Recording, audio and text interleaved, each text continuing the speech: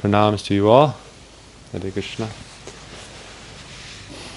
I'm going to give a little introduction to the talk, and then at any point you can interrupt and ask any question or discuss things back and forth.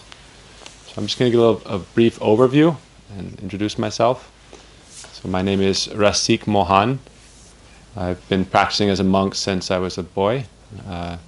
When I was 10 years old, my guru came from India to my village in California, and I accepted him on that path at the time of bhakti.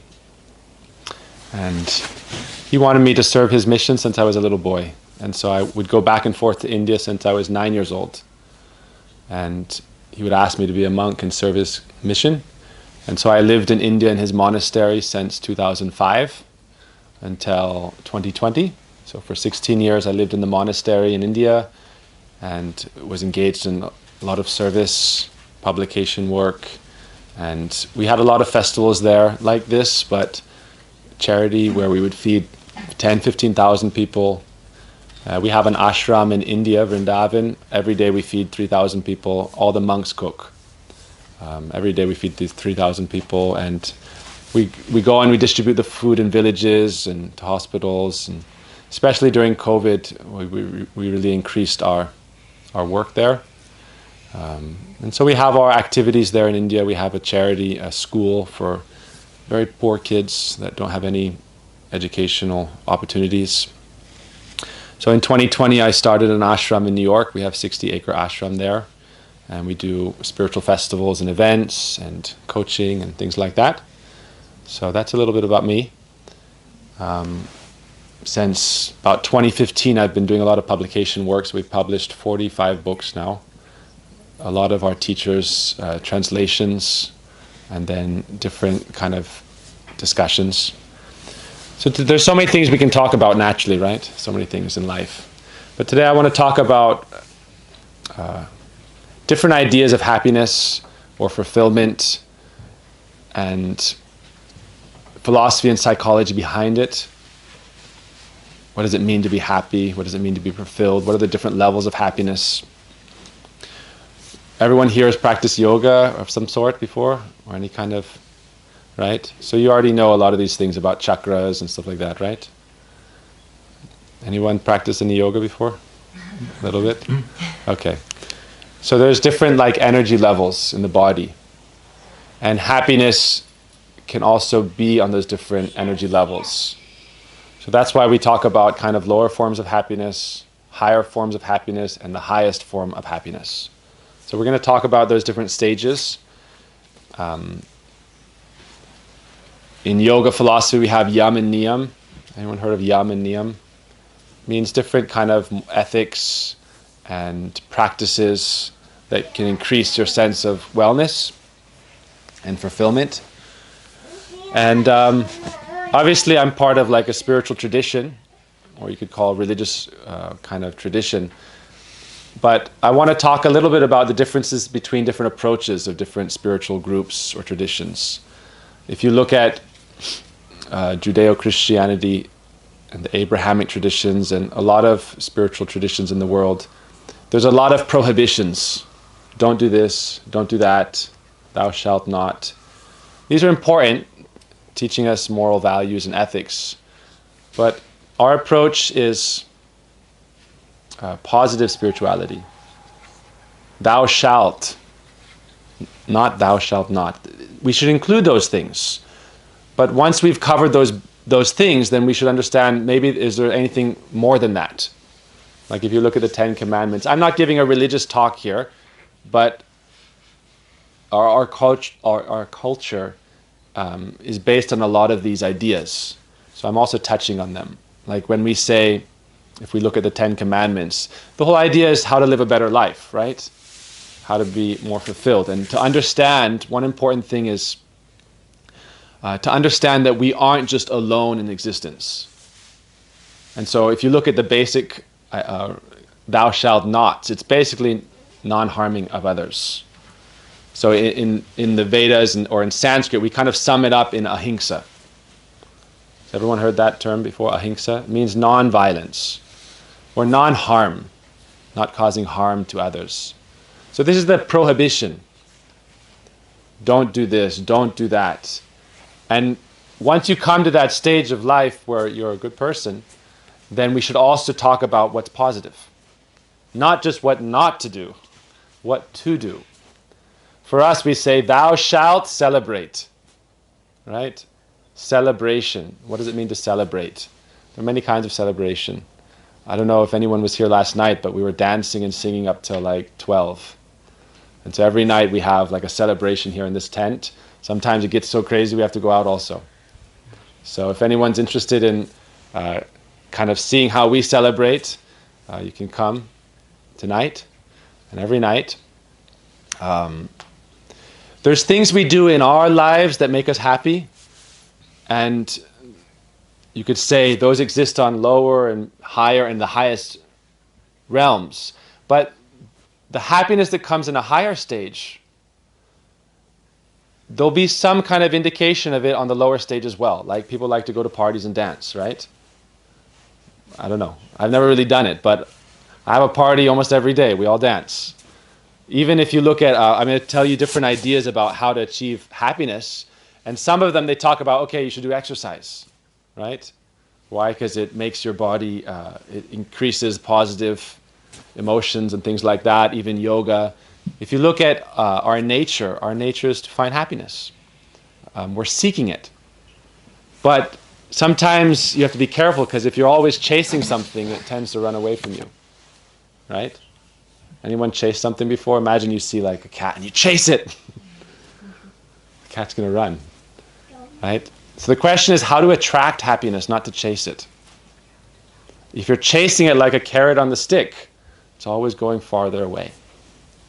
So in this life, we say sometimes when you're chasing happiness, it's like a mirage.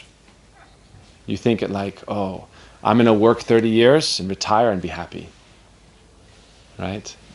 Our question is, how can you be happy every day? Not just for the sake of happiness itself, right? Because that's, again, a kind of selfish idea. So I'm going to talk, I'm just giving a brief overview. We're not against selfishness, but what we say is discover your real self-interest, right? Like I had a title for the talk, Know Thyself, Know Thy Bliss. When we are happy, when we're experiencing happiness, at what level is the happiness? There's different stages of happiness. This is what's described in, if you look at the Vedic tradition, Lithuania is very beautiful because there's a lot of similarities, I find, in Sanskrit and your language. Sanskrit is very detailed. For example, there's about 40 stages of love defined in Sanskrit. So in English we say love. I love pizza, I love my husband, my dog, my wife. Right? I love ice cream. So what is the difference between your love of ice cream and your love of your wife or your husband and your dog? There has to be some difference. We say how you love your mother is not how you love your wife, not how you love your daughter. Right? Doesn't make sense. But the principle of love is the same. So what is love? And what is the connection between love and happiness? In Sanskrit, the basic term for love is prem. Prema. Prem. So these two syllables, prema, they're like the sweetest words. Right? Prem. And happiness, we call it ananda. Ananda. Ananda in Sanskrit means it's more than happiness. It's like bliss. Like, what's the difference between bliss and happiness, joy and happiness? But what we say in Sanskrit is that to understand ananda, you have to understand your true self. It doesn't mean you can't experience some little bit of ananda, but there's difference. So now we'll kind of go into the... Anyone has any questions to this point, or any questions? All right. So there's different levels of ananda or bliss. And as we understand it, the highest kind it doesn't just come from outside, it comes from inside. Maybe we can wait for them to enter. It doesn't just come from outside. Because if you're always needy, then you're trying to like fulfill some emptiness inside and fill it up. But then we say, in our Vedic tradition, welcome. If you understand English, you can sit, and if you want translation, then Ruta here is translating. We're just getting started. We just gave introduction. Welcome. Chirtha, can you give me a glass of water? Or a bottle?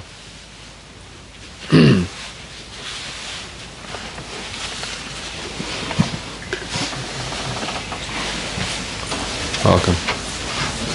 So we're talking about different levels of happiness and understanding of happiness and fulfillment. In our tradition, we believe that the highest happiness really comes from within. It's a sense of a well-being and satisfaction, or atmananda, bliss from within. But the beauty of that is that, like I said in the beginning, we're not just individuals in the world. We are ourselves individuals. But if we were happy being alone, then we'd all be alone right now. Right? Why are we in connection with others? Why do we have families? Why do we come together for things like this Masters of Calm? Because ultimately, even the term ananda, which means blissfulness, it's described to be something that needs an object, meaning it exists in connection. So if you were to examine your life and say, when was I most happy? The happiness can come from within like a spring. But still, when that spring, what is a spring? A spring is from within the earth, the water is coming out. But then when someone is drinking the water, the spring is fulfilled. So when your happiness from within is giving happiness to others, that is the secret to your highest happiness. You understand what I'm saying? The highest real happiness is not, because if you don't have happiness and you try to engage everyone else to make you happy, this person's going to make me happy, this person's going to make me happy, then there's a form of, the exchange becomes transactional. I'm with this person because they make me happy, or they're going to make me happy, or I expect them to make me happy. I'm getting married because they're going to provide for me, or they're going to do this for me, or they're going to make me happy. No, what we say is, in service to those you love, true happiness lies. So imagine your happiness like a spring inside of you, bubbling out. That spring from within, when is the spring going to feel fulfilled? When someone is drinking of the water. So that's relationship. So in our understanding, ananda or bliss doesn't exist alone. There's so many things to talk about, but I'll just continue in the track. And at any point, if you want to interrupt or ask any question, please don't feel shy. All right? Or tell me this is bogus. What is this nonsense? Right? Woo, woo, woo. I won't feel bad. I love arguing. Don't listen to me and think, oh, whatever he's saying is right. Hey, this is nonsense. Okay? But if it sounds right, if you have any question you want to further understand, you can ask. I didn't write, I don't go and do the same talk everywhere. I never give the same talk twice. So it's always I try to pray and meditate on something that will be helpful to help us understand how to live a better life. But really, we do say that the secret to love and the secret to happiness is in serving those you love. Meaning, and what is the definition of service? Again, if you just think service is whatever I think or whatever I want, it tends to end up being, again, just thinking about the self. And there's philosophies about that, We're just individuals, it's all just about us. And I am God, and everyone's there to serve us. The problem is this leads to competition. That we're in a zero-sum game, and I'm against this person, this game, this person. I am God, you're God, everyone's God. Then we're all competing gods.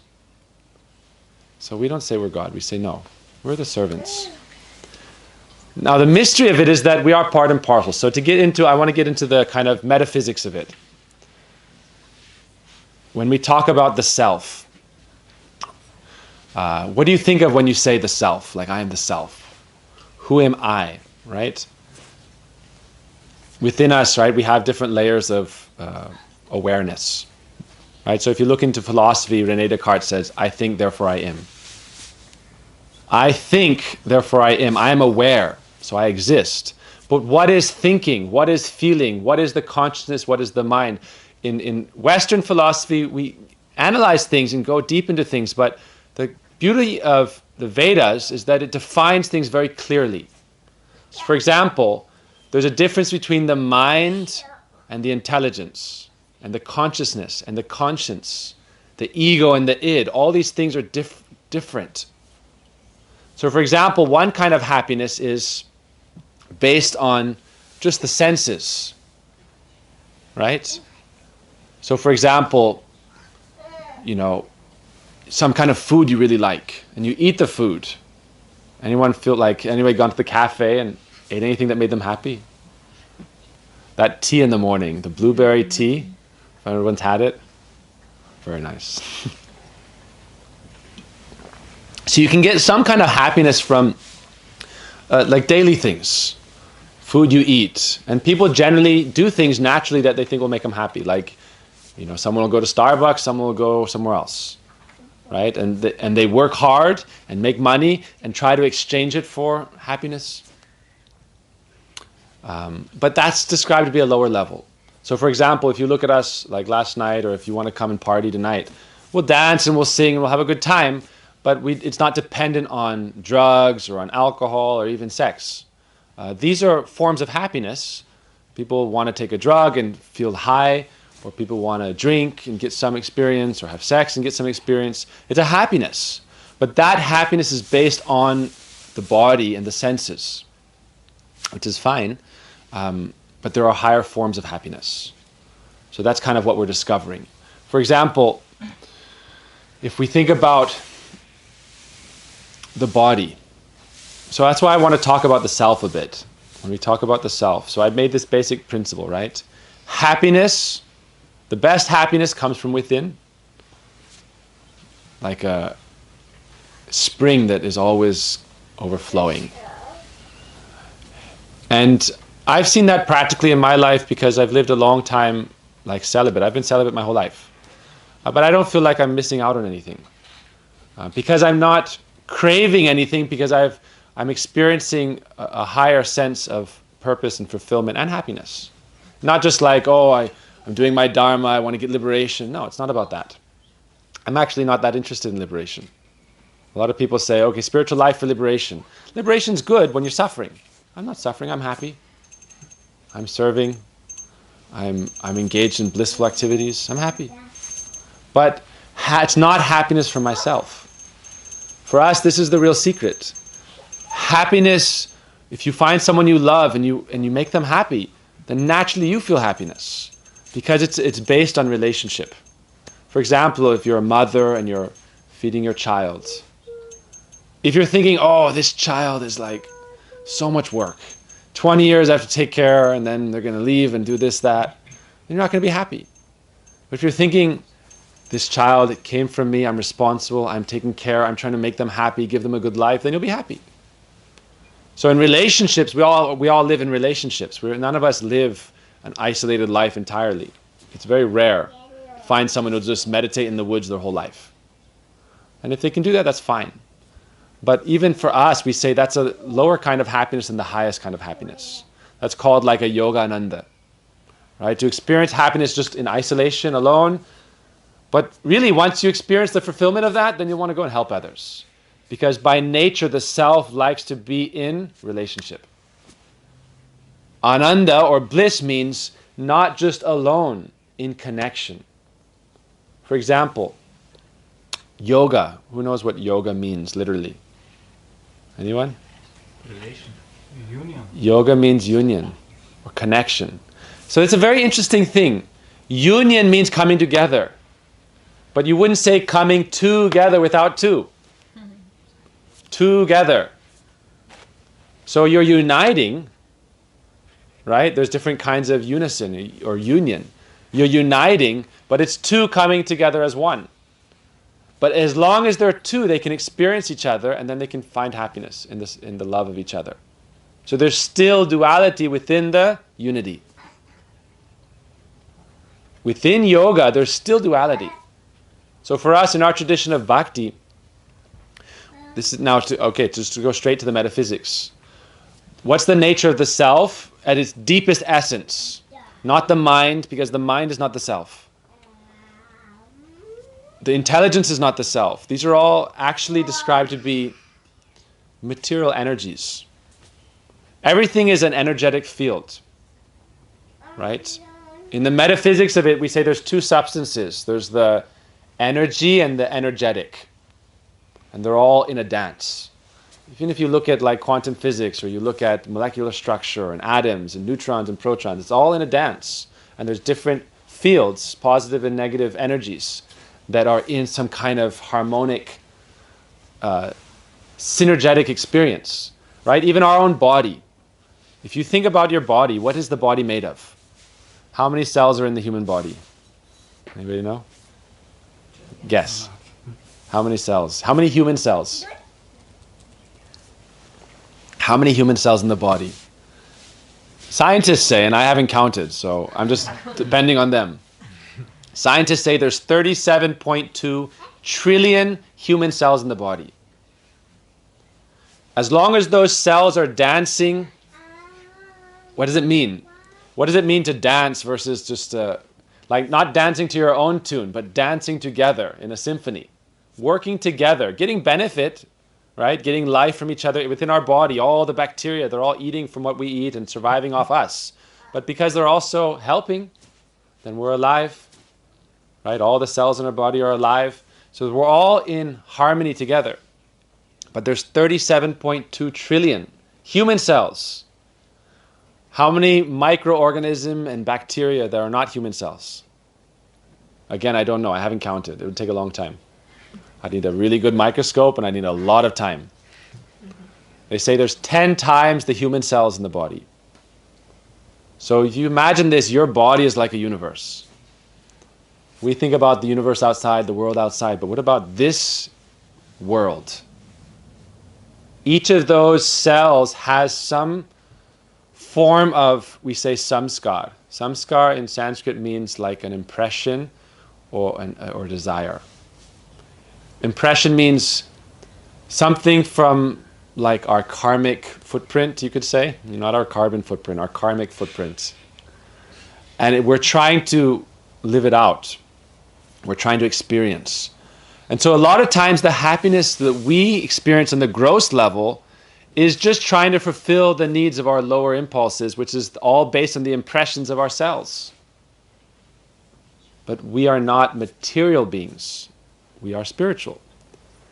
So really, this sounds a bit woo-woo, but if we're just fulfilling the needs of the material body, then where's our happiness? The happiness of the mind. What is the mind? In the Upanishads it said the mind, it's a very interesting metaphor. The mind is like reins. The body is like a chariot. The senses are like horses. The self is just a passenger in the car along for a wild ride when it's not in control. So what is the mind? The mind is your connection to the body. And so usually if the mind is your master, which it is for most people, that's why we call about self-mastery. What festival are we in? Anybody know? Masters. We're all inviting and becoming masters. Masters of what? Our body. So we're not its slave. Right? So if we're the slave of our body, then the desire of the body becomes our object, and making the body happy is our work. But that's not, the body is not the self. Anybody say, like, you imagine, if you cut off your finger, it really hurts. You're attached to it. It really hurt. We say the self, the essence of the self is attached to the body, physically even. So attached that we're physically attached in one. Even though the self and the consciousness is a separate thing, but it pervades the body. This is what's described in the Gita. The self is the conscious field pervading the body and the surroundings. Like when I'm looking around now, all that I can see is like the field of my experience. It's called the kshetra. But the self is that which pervades. It's not the eyes, it's not the ears, it's not the taste. Right? We know this. Like, my hand is not my mind. But my mind is only the conduit, the connection between the real self and the body. So sometimes if we get mentally impaired, means the consciousness and the body no longer functions properly together. Like if we get completely wasted, right? Then we can't properly function in the body. Not because the self is somehow affected, it's because the body and the connection is affected now. So the happiness of the body is what I'm saying is, the happiness of the body, it's some like little form of happiness, because we say the pain of the body and the happiness of the body, because of our attachment to it, we experience it. Like the basic knowledge they give is, like you can do meditations. I actually want to give a few like meditations or practices or mantras that help you achieve better well-being. So we sometimes will do like pranayam, right? Breathing exercises. And while you do the breathing exercise, you can do a meditation, like breathe in.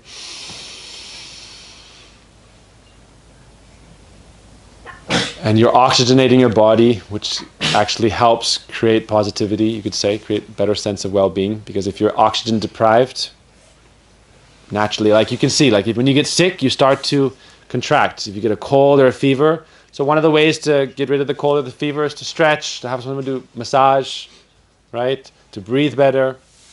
So breathing exercise is one very good practice to become happier. We can do breathing exercises. But when you do the exercise, it's good to have a meditation. The beginning is you can identify, before you understand what you are, you should understand what you are not. So we understand that as we breathe in, we understand I am not just this body. If I was this body, if this was my only existence, where was I before I was born? Where would I go after I die? It's like the age-old philosophical question. But again, for my tradition, we don't have so many of these questions. We only have answers. And the answers, if you apply them, they're seen to improve your life. So we say the proof is in the pudding, right? You could say, oh, you have all these ideas, and does it actually improve your life or not? I said, well, it's made my life very nice. And I've seen so many people who it has helped improve their life also. I was we had like a week-long discussions in New York in our ashram, and we were arguing about Chopin and Einstein and all these different philosophers and this and that. And at the end of it, because the beginning of the conversation was, why am I suffering so much? Because I was having a talk there about happiness, and they're like, why are you talking about happiness? I'm miserable. First tell me how to not suffer. So I said, yeah, it's a good point. So let's talk, you know. What I say is we're doing the positive approach. If you become happy, naturally you're not going to be suffering. So it's included. But if you just don't suffer and don't be happy, then you're what? What are you, like nothing? You're a vacuum. But the point came up that if we already knew everything, which is what most people operate on the basis of. Most people, not most people, but a lot of people, it said their mind is their guru. The mind is the teacher. The mind is the guide. The problem with the mind being the guide is the mind is like a mad monkey. It's crazy. It's always desiring and changing and moving and here and there. Unless you become like equipoised, unless you practice yoga or dharma, then your mind, it's always chasing something. So what we say is develop steady-mindedness. Then your mind can be your guide. And if your mind was your real guru or your guide, then is it making your life fulfilled, and is it giving you the perfect experience or not? So I was having this argument, and all these different philosophers, and they say this, and they say this, and they say this, but at the end of the day, if you're suffering, you have to recognize that if you were fully realized, then why would you suffer? This is a basic point. If you knew everything, why would you be unhappy? Because you don't want to be unhappy. You're saying, well, why am I unhappy? I should be happier. You're asking the question, how to be happier. I'm not saying this for you. I'm just saying it's a discussion we're having with someone. I'm suffering. I want liberation. But then you don't want to accept any ideas beyond your own collection of ideas. And what is our own knowledge? It's just the compost heap of everything we've been around. It's the composted ideas, right? Everyone know compost, right? The composted ideas of things we learned in school, things we collected of what we heard and liked according to our personality. But if it was giving you perfection, full realization, then it's good. But if it's not, be open to experience. So we say the first stage of spiritual life is inquiry. Curiosity. Curiosity liberated the cat. Right? They say curiosity killed the... Anyone heard that one? Curiosity killed the cat. We say this in America. Don't be too curious. Hey, don't be too curious. Why? They want you to stay dumb. Stay bound. Stay conditioned. We say no. Die to live. Really, they say that in English a lot. Curiosity killed the cat. No one's heard that, huh? Yeah. Okay, so we say no. Curiosity liberated the cat. Liberation. Freedom from suffering. Become curious. Become a student. Study, learn, absorb. Then grow. Come to a better understanding. Try to practice. We say even theoretically accept things. For you to gain positive experiences, you have to at least theoretically accept the knowledge you receive and practice it. Like, we're not really interested in armchair philosophy. Some kind of philosophy is important. At a certain point, what are you practicing? How is it improving your life actually? We say it's like a science. Science of self-realization, not like a theory or philosophy of self-realization. A science. If you follow the meditations, the practices, yoga, all these different things, it actually can help your life. So why not? Give it a try. So now what is the self? If we're not the body, we're not the mind. What you are thinking now, is it you or not? Most of the time in our life, we're just the observer. We're just the passenger in the car. The problem is that who's driving the car? The mind. The mind, and who's the master of the mind? The senses are either your servant or your master. So when you have an impulse, I want to do this. It's just the combination of all your your cells, the samskars, the impressions, the tendencies, the environment. Huh? The bacteria. Yeah, the bacteria are telling me what to do. Anyone ever have candida? Candida means you get this, it's like a overgrown jungle of things, flora in the body. And if it overwhelms you, then you know what it does? It makes you crave sugar, sugar, sugar, sugar, sugar. So you think eating sugar makes me happy. No, it makes Candida happy. Not eating sugar will make you really happy. But sugar is sweet, so we like sweetness. So what we say actually is, going back to the beginning of the talk, our process isn't, don't do this, don't do that. Hey, don't do this. It's like when you're a kid, because we believe in human evolution. So the knowledge that was given at different stages of human experiences is very important. When you have a little kid, and you want to have children, then you know, don't put a fork in this electric socket. You have to teach them, because otherwise they could do it and die. So you teach them things, you teach them the do's and don'ts based on, wait for them to mature till they can get a kind of higher knowledge. So if you look at the human evolution, the 10 Commandments, don't do this, don't do this, don't do this, don't do this, don't do this. Okay, do this, do this, do this. It's mostly based on what to give up. And this is an important stage of spiritual life. It's very important. In Sanskrit, we would say yam niyam. Yam niyam means what to do, what not to do. Certain ethics, certain kind of virtues you can develop. Don't steal. It's basically the same thing. Don't cheat, don't steal, don't murder. It's like, okay. At a certain point, it's like, what else? That's what we say. What else? I haven't killed anyone. Okay, so do I need to remember this every day? If I'm not doing it, understand it, internalize it, but then what else? What shall we do? That's our question. What should we do? So now if we talk about, okay, I really want to talk about, we're not the body, not the mind, what are we? In Sanskrit, we say Sat, Chit, Ananda. Each one has its own principle.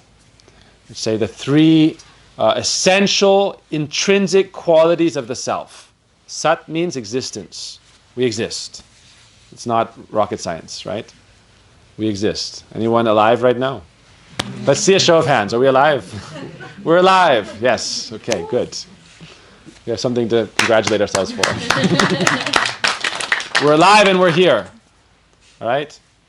Now the question comes into, what does that mean to be alive? Not just the bacteria is alive, we're also alive. So we say within the universe of the body, we're like the king or the queen. Who's a queen? Who's a king? I don't know. Okay, a lot of queens, a lot of kings. Good. Within the body, there's like the master soul, the master self. Even if you look into different psychological systems and psychiatry, they talk about subparts and subpersonalities and all these different things. So in essence, we're supposed to be the master soul. We're supposed to drive the car. We're supposed to be the driver. But most of our lives, the senses are the driver, the mind's the driver, all the different bacteria's desires are the drivers. So what we're telling you is how to be how to achieve self-mastery. Before you want to achieve bliss, achieve self-mastery. Because our definition of bliss for me is, because there's a very interesting secret about this point. You want to be always happy even when you're not physically like indulging your senses. Really try to please those you love. If you're doing that effort, you'll be happy. Because even if it's a rainy day or you have a cold or you got a flu or something bad happens, you're doing your best to please those you love. In the highest sense, we say it's like try to make God happy.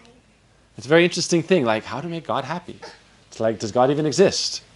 But that's a deeper part of the metaphysics. We'll get there. So first, satta, we exist. Right? I exist, this book exists, the table exists. What's the difference between our existence? What's the difference between the existence of this glass and the existence of whatever the master soul is in the body, whether it's a king or queen, as you choose? What's the difference? This is called jad, inert. It doesn't have consciousness. The cup isn't thinking, when is he going to drink? The cup is just sat, it just exists. Now my body is also like a cup, right? Why? Because it's just like a bag. Inside the cup of the bag, what? The blood, bile, all the different things, all the different cells. So the body is also like a cup. What's the difference between the body and the cup? The body is also a home for the self. Therefore in Sanskrit we say, there's the body and the embodied. Deha and dehi. Deha means the body, dehi means the person or the thing within the body. Until we get liberation, which you transcend this body, or you could achieve a spiritual body, or you could just merge with everything. There's different stages of liberation. So the soul, the difference between the body and the soul. The body is perishable, the soul is imperishable. The self, or the true, you don't have to use the word soul, you can use the word consciousness. Or if you like soul, you can say soul. If you like self, you can say self. If you like awareness. That which sees but is not the eyes, that which hears but is not the ear, that which tastes but is not the tongue, that which feels but is not the hand, that which walks but is not the feet. Right? This is also used for the Brahman. Anyone heard the term Brahman? Brahmans means the Great Spirit. The Great Spirit of that is that which walks without legs, which hears without ears, which sees without eyes. So we're the little spirits. That means we are seeing, but we are not our eyes. We are hearing, but we are not our ears. We taste, but we are not our tongues. So sat means the tongue is perishable. The thing that tastes is imperishable. The ears hear, they're perishable. The thing that hears is imperishable. This is the difference. Sat, existing, really means to be eternal. In Vedic thought, in Vedic science, the real self is described to be imperishable.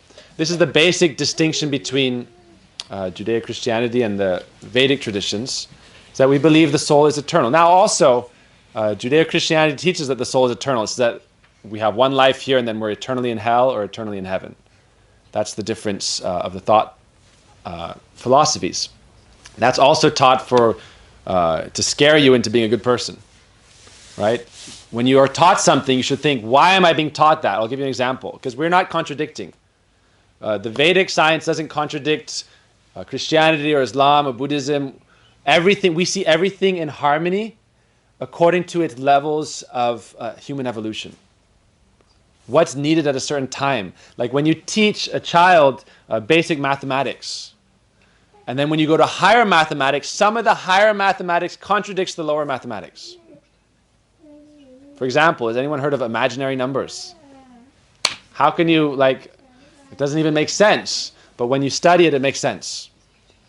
So we say, like, the thou shalt not do this, don't put a fork in the outlet. For a child, like, you need to know that. When was that taught? At a stage of human evolution where that information was essential. And to this day, it's very important.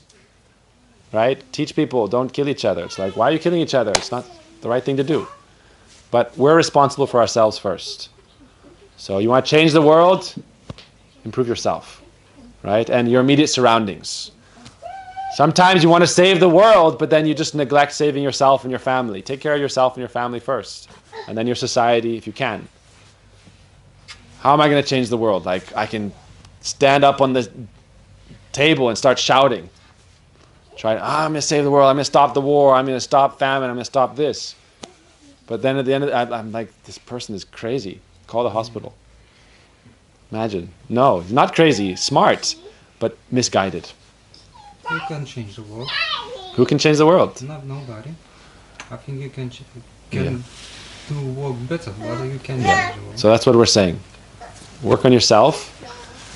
Start with the self. That's why I say, if you want to be, our message of happiness really at the basic level is by the practice, by the mindset, by the yoga, by the exercise, by the meditations, by the sense of relationships. It's all those are important. Like if you want to talk about happiness, to say, okay, relationships make you happy. But also, if you're in a relationship and you don't take care of your health and you're suffering, then how are you going to be happy? Because your partner is always going to be taking care of you. And then you're going to feel bad that they're always taking care of me. So if relationships will make you happy, but also being healthy is going to make your partners happy, and that'll really make you happy. Right? So take care of your health. But why? We say, be healthy so that you can do good. Right? Be in a relationship so you can help people. Our philosophy of happiness starts from within. That you should be, we say, interdependence first should come self-dependence. Then interdependence. This is the philosophy of synergy, right? If I am so needy that I'm always taking, then the equation is out of balance. How can I achieve wellness? And then I can help those I love, or help my partners, or help my family, or help in the world. You know, like, for example, me as a monk. The only difference between the monk's life and like a householder life is that I'm supposed to have a sense of the whole world being my family.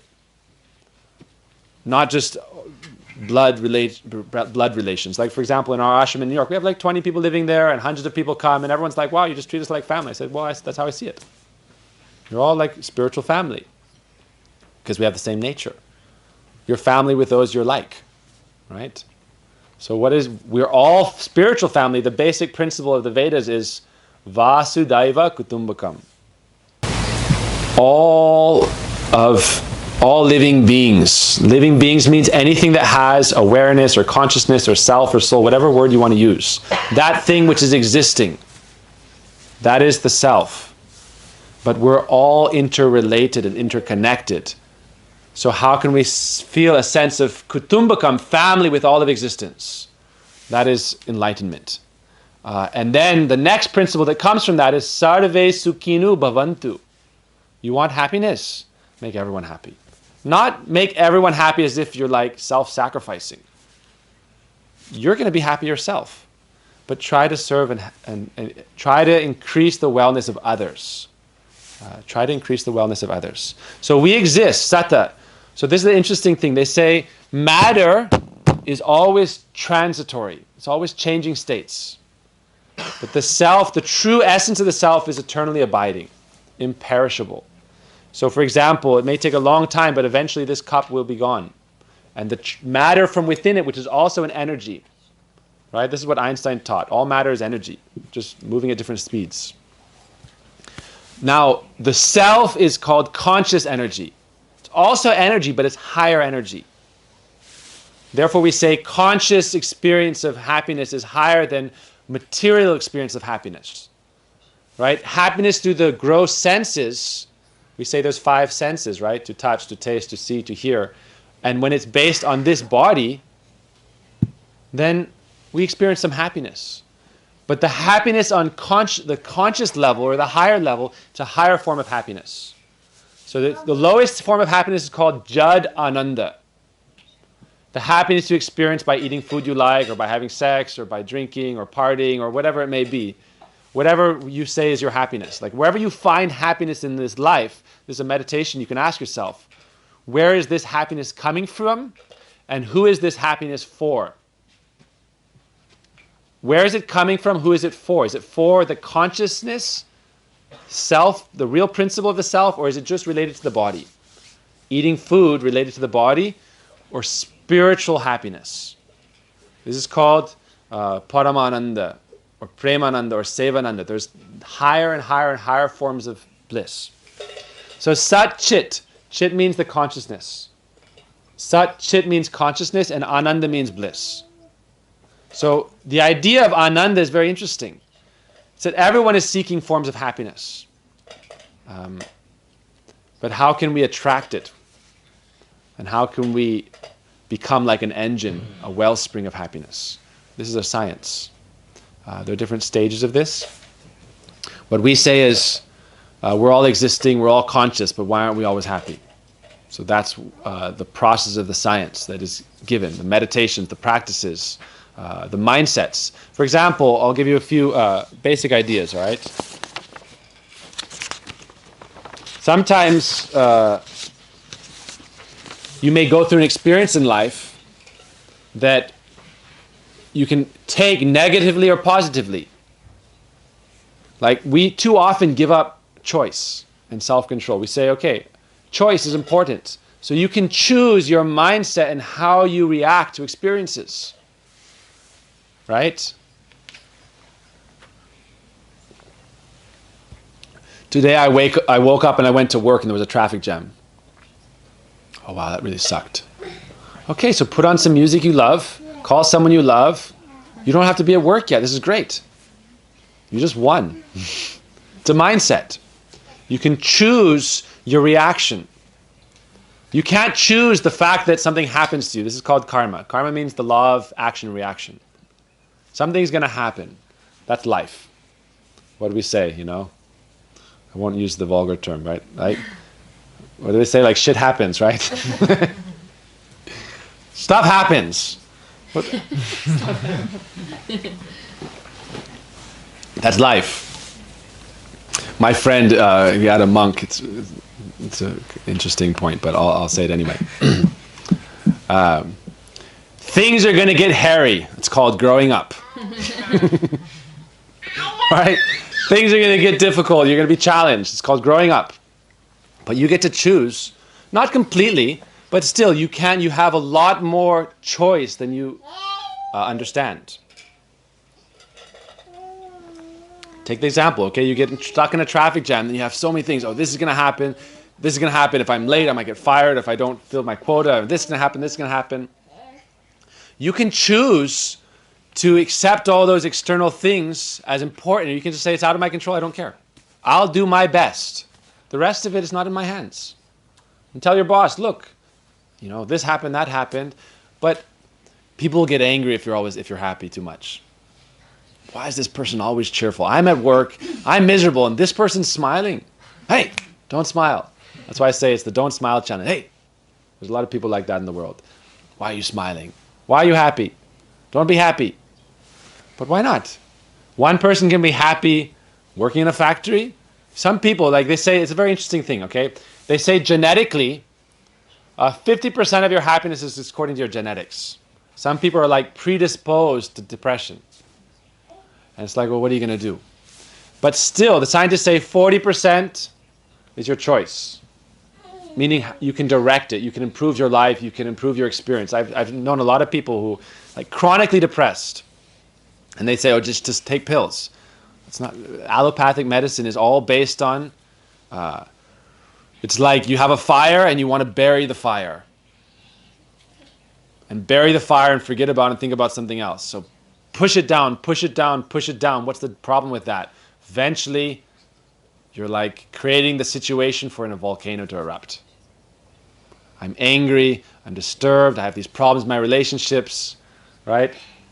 We say that most happiness is actually just trying to, not all of it, but a lot of happiness we so-called experience is just trying to forget our pain. So I'm not trying to be overly positive in this talk. I know a lot of people are suffering. I see a lot of people are suffering. Our work as monks is to try to make people suffer less. And so we say, okay, how to suffer less? Here are the tools and the techniques to be happy despite your environment. Ultimately, you can be happy within whatever environment you're in, and then you can transcend it also. Right? So mindset. Mindsets are important, but I've also noticed this, that it's easy to say for someone who's like confident and naturally positive person, like just have a better mindset. It's kind of like a bypass or a scapegoat. Yeah, just have a better mindset. It's like, if it doesn't work for everyone, then you can't prescribe it for everyone. Just like feel better. Like, I'm suffering, I'm miserable, I'm depressed, I'm sick. Oh, you don't have to be like that. You can just feel happy. It's like it's a bypass. So, okay, you can try, but there are other things you can also do. You may be, your life may suck, but even if you're like doing miserable work or something, if you have strong relationships and you cultivate those relationships, that can give you a better sense of well-being. And again, if you look at Indian tradition is very sweet, because not just India, but I see a lot of places I travel, they have very strong relationships. I have my brother-in-law in Mexico with my sister, and the family, it's like a whole tribe. It's beautiful. Every meal they like to eat together, and it's like 30 people eating a meal, and they're joking and they're talking and they're happy. And so and then they work, they grind. Right? So for me, it's like something I tell, for let you know a bit more about myself in the ashram. We work really hard because it's hard work. Life is hard work if you want to help others. Life is hard work even if you want to take care of yourself. Right? We see like nowadays, I know a lot of people, it's like, oh, if I get married, so much more work. If I'm single, I don't have to work so hard. Right? A guy, it's like, I can work for a couple months of the year and then maintain myself and travel. If I'm single, I don't have to work so hard, I'll be happier. No. Who said that? Happiness is in giving happiness. But how can you give it unless you have it? So that's what we talk about in the ashram. We say it's like, okay, going back to the cup. I like the cup example. Cup is full of water. When all the water's gone, it's empty. No, it's not empty, air. So even if you empty yourself, you can't empty yourself. You're not a vacuum. Consciousness is not a vacuum. It fills up. So what do we say? You want to be happy? I give the example of honey. Take a big tub of honey. And the cup is full of water or air. What is the water or air? Suffering, misery, bad mentalities, all these problems. Pour honey in it. The honey eventually is just going to overflow. No space for water anymore. That honey is your ananda. There are many ways to get that ananda. I don't know how much... we're going to do 5 talks here or wherever else, Tuesday, Wednesday, Friday, maybe one other day, I don't know exactly. So we'll continue the conversation, but I want to also have some time for question and answers. But really this point about ananda is, it's not one thing. Like I said, like you can say, okay, I'm just going to do exercise and be healthy and I'll be happy, but I have horrible relationships. So it's like a multifaceted techniques. But really our philosophy is it's not just based on selfishness. I know there's different philosophies and they all debate about these things, but our idea is yoga means union, together, two. We're all here in couples practically, like this person, this person, this person, this person. We exist, or even if you're not, like you know people. Or if we don't know people, you should know people. Strong relationships, even if you're physically always not well, relationships can still buffer you against that. But personal responsibility also. So how to get that ananda, how to have your honey cup overflow with honey, right? Our consciousness is finite, right? Not to get too religious, but we say God is infinite. Our consciousness is finite. Real yoga is the yoga of union with God. And that doesn't necessarily mean in a liberated state, even in a physical state. How? Because most people say God, it's like, what does that mean even? Like, I believe in God. What do you mean by that? What is, like, God is nature, God is this, I am God. Unless you define things and understand things, it's all just like a scapegoat for lack of clarity. Right? I don't want to be clear of my understanding, so I just use a term for something. It's like most words, you ask people, what do they mean? They can't define them. What is happiness? What is a man? What is a woman? What is the self? We use terms, but we're not clear. We don't really understand what those things mean, so we just use them as placeholders. I am this, I am that, I am this, I am that, this is that. What does that mean? What we teach is to look deeper and look at the substrata. Look at the essential parts of something. Like we have 26 elements of nature, and then the self, and then the spiritual nature, the different parts of consciousness, the different stages of love. But I want to give you a few basic ideas to improve your life, and then we can go to questions and answers. But what we do say is it's based on relationship. Good relationships make happy people. Right? How to improve your relationships, then that's its own philosophy. You can't cover it all. But there's a science behind that too. But we say if you want to improve your relationships the most dramatically, the easiest way is just to actually care for those you love or in relationship with. Even if you don't fully love them, just try to do one thing just to make them happy. And what does it mean to make someone happy? Think of something that actually pleases them. This is what we call service. Service doesn't mean like, hey, I have an idea, do this, and it's going to make you happy. It's me forcing something. Then that's hingsa. It's not ahimsa. Forcing something on someone is not non-violence. It's a form of abuse. But it's different if you're a parent, if that you know it's good or bad for them. Right? So do something, we say, not just pleasing to someone, but favorable to them. So sometimes a child you have to chastise, and they don't like it. It's not pleasing them, but it's favorable for them. And you have the best intention. If you love them and you're doing it from love and it's helping their life be better, then that's favorable. Then that can make you happy. Because it's called dharmic. It's righteous. It's virtuous. So there's one kind of happiness is just by the senses. There's a higher, it's called like eudaimonia in the Greek philosophy. Happiness that's like hedonistic, and happiness that's like a higher sense of fulfillment and well-being. What we say in spiritual life is, spiritual life actually is blissful. So the next thing I have here is exercise. Okay, exercise can help you be happier. Why? Physical activity and happiness are linked according to research. Right? There's a connection between physical activity and happiness. Why? Because consciousness is in motion. Awareness means it's like connected to activity. So for example, what's the difference between Judd or something that's dead? Like this, we say this is dead. It's dead means it's not aware, it's not conscious. The body is also Judd, but because the soul or the self is present, the body becomes as if the conduit of the awareness. The vehicle of awareness, that's the body. How the awareness or the consciousness engages and interacts with the world.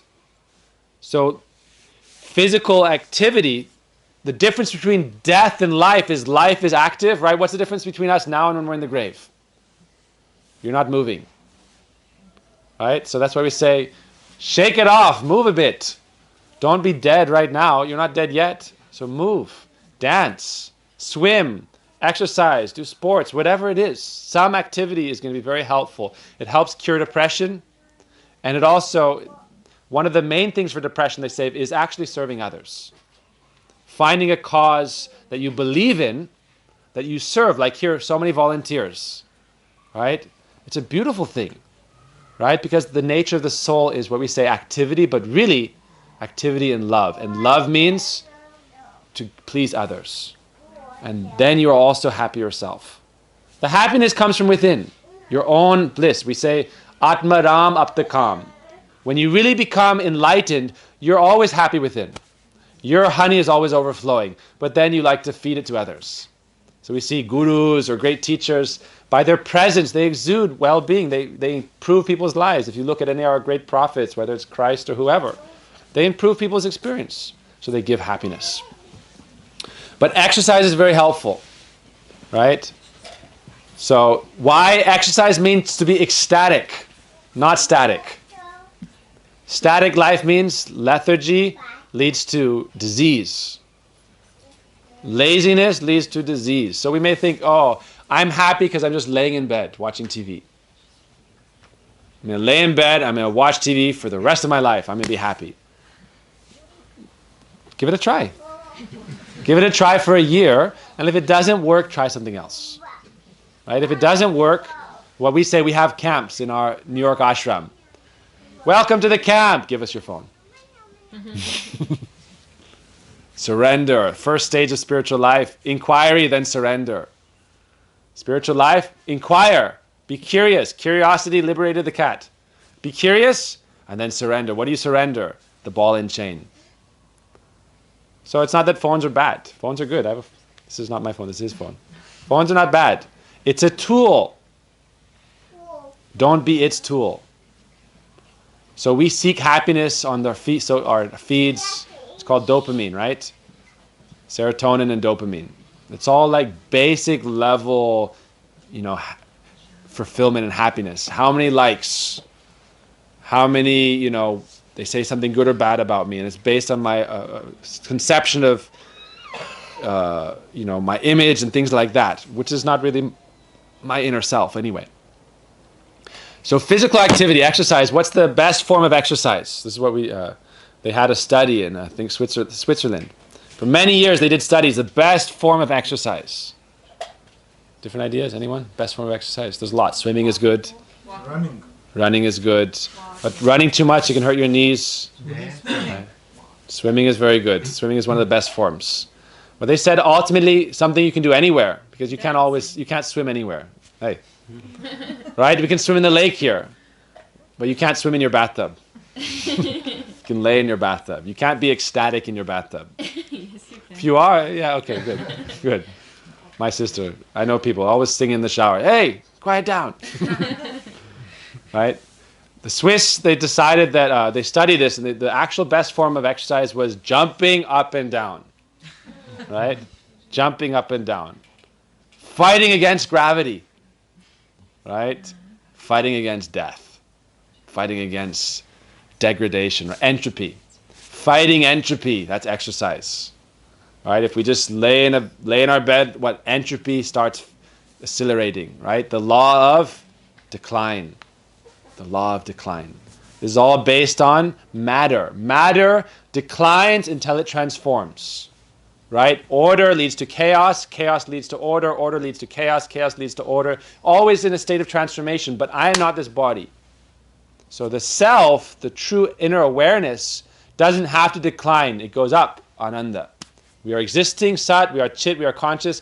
We are seeking ananda. How can we really experience bliss? What we say is, bliss is pratipadam purna amrita swadanam. In our practice, we say how to come to the point where at every step, purna amrita, you're experiencing complete nectar or bliss. Anandam buddhi vardhanam. We have like a mantra we chant, and in our spiritual tradition, it said that this mantra gives 7 excellent results. I'll give you one mantra if you like to chant it. Our philosophy is all opportunity, no obligation. So no one's obligated to do anything, right? Our philosophy is only opportunity, no obligation. So if you're interested, I can say, okay, I chant this mantra, we chant this mantra, we have our kirtan, you can come if you want. It's like, come if you want. Experience it if you want. You're here on experience. I'm not saying it'll make your life better, but give you something interesting. You can say, oh, I did this.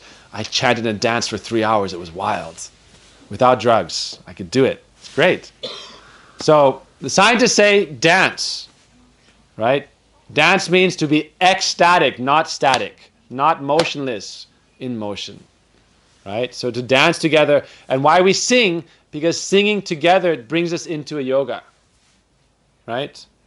Our philosophy isn't just listen to the person singing, listen to the concert singing. No. If you look at big concerts, like some big, beautiful, like some great star or something, and the whole crowd knows the song. It's beautiful, right? You can look at concerts where there's like 100,000 people. They're all singing the song and dancing. That's a more blissful experience than just that one person singing and you're all experiencing it. Why? Because you're experiencing it together. You're achieving a yoga with each other. It's blissful. It's beautiful. Like you see concerts where everyone has a candle and they're all waving it together. It's beautiful, right? Anyone knows Dostoevsky? Dostoevsky says, beauty will save the world. Beauty will save the world. It's a prophecy and it's a commandment. It's a prophecy and it's a call to action, right? How to live in a beautiful way, how to create beauty, how to expand beauty, right? So there's a process behind it. But you see these kinds of things where even this festival here, imagine the festival was only one person, only Mindogas. It's not going to be masters of calm, it's going to be a master of boring. Boring. It's better together. So find togetherness. Another kind of thing that can help happiness, we say gratitude. So some people, they say every day in the evening, for even 5 minutes, write in a journal, gratitude diary. What am I grateful for?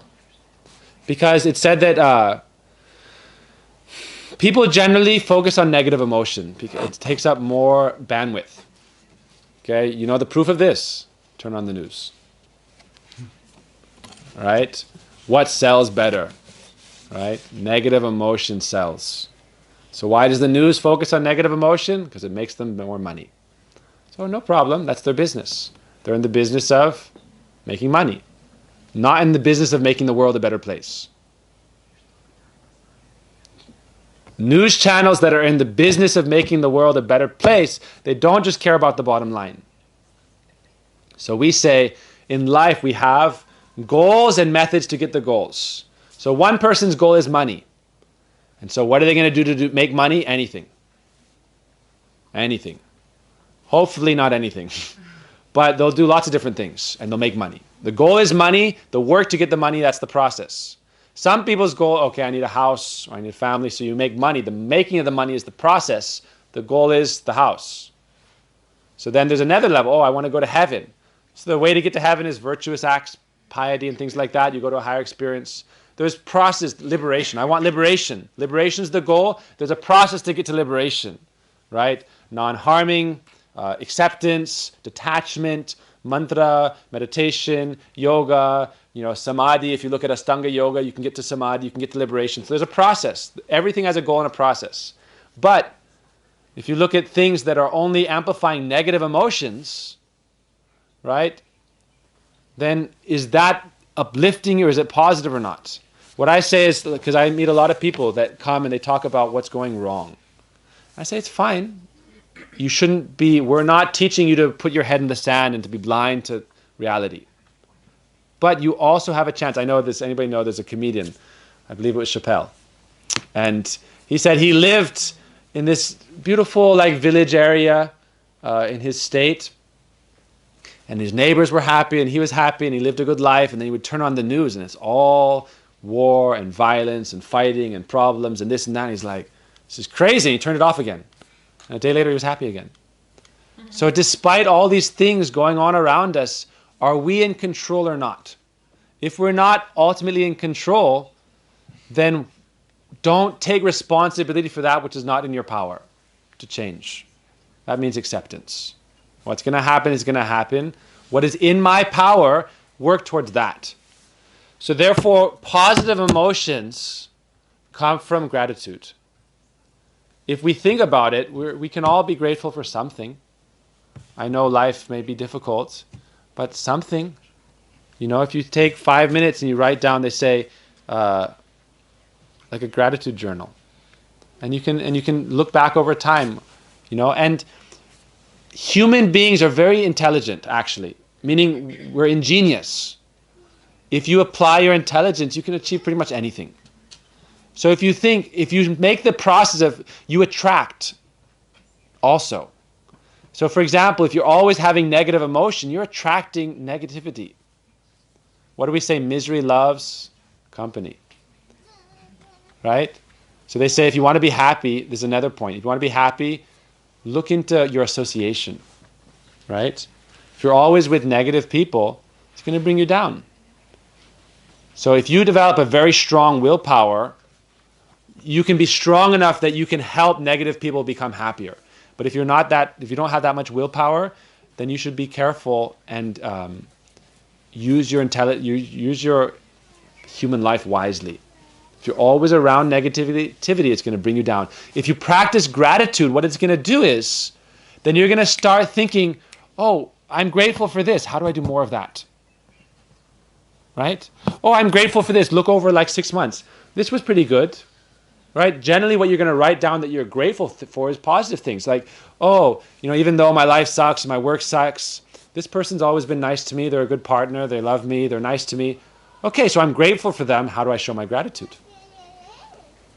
If you figure out what you're grateful for, then you can show gratitude. That will help you be happy.